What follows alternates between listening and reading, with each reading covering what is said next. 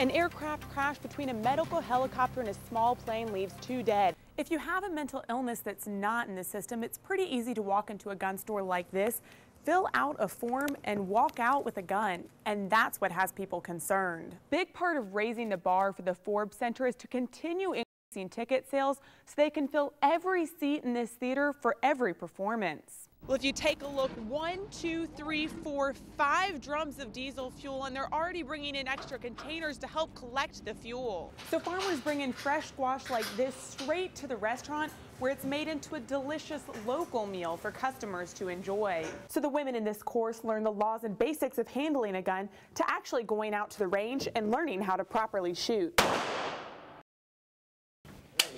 Locked, loaded, and ready to go. Beth Huddleston says she's taking safety into her own hands after a man broke into her home one night. I live out in the country, and there was an instance where someone did come into our home, and so naturally we'd want to do some kind of self-protection. So a gun is just the first thing you think of. 1 round. She's one of several hundred women taking a concealed firearm course in the Valley. This is my very first experience with shooting any type of gun. So, I mean, other than the water pistol when I was a kid. You cannot hit this target. Donald Tumlin has been teaching the class for more than 20 years. He says times have changed. When you talk about firearms, everybody seems to put it in profession that it's a man's sport, but it really isn't. I find that more ladies are getting involved and more of them wants to get into the course. Coworker James Rowe says now half of their students are women. I think more women are out even doing something on their own, or they're working, they're jogging, they're walking, late at night or early in the morning. That's what they're telling me the reason they're here. Huddleston says as she hears more about dangerous situations involving women, she's not taking any chances. I particularly don't want to become a statistic, so I want to be able to protect myself.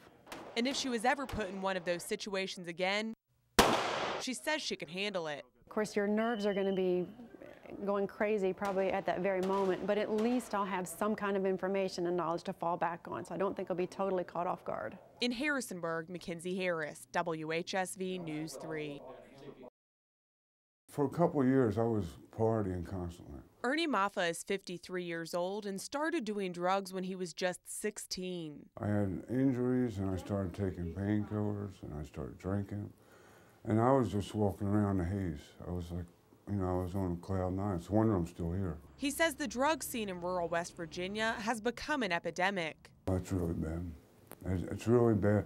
But see, when you're using, you don't think there's anything wrong with it.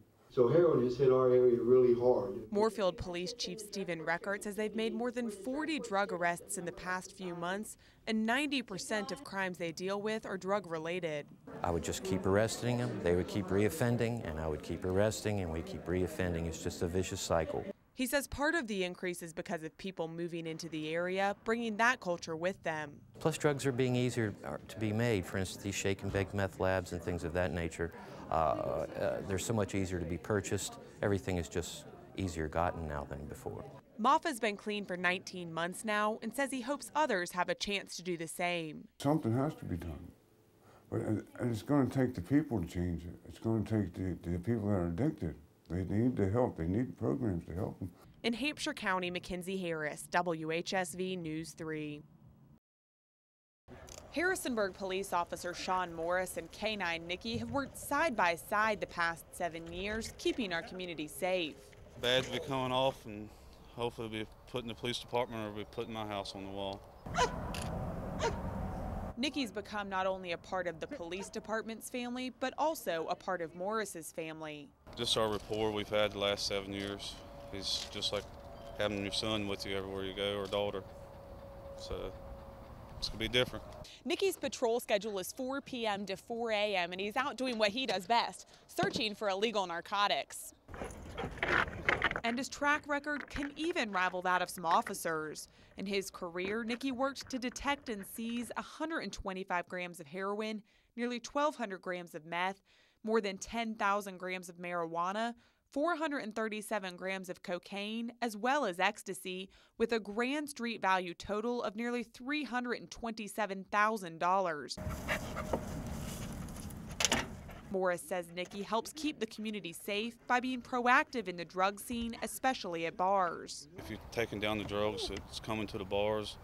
it's less likely that they'll bring their drugs or guns to the bar, so it's less likely to have any type of assaults.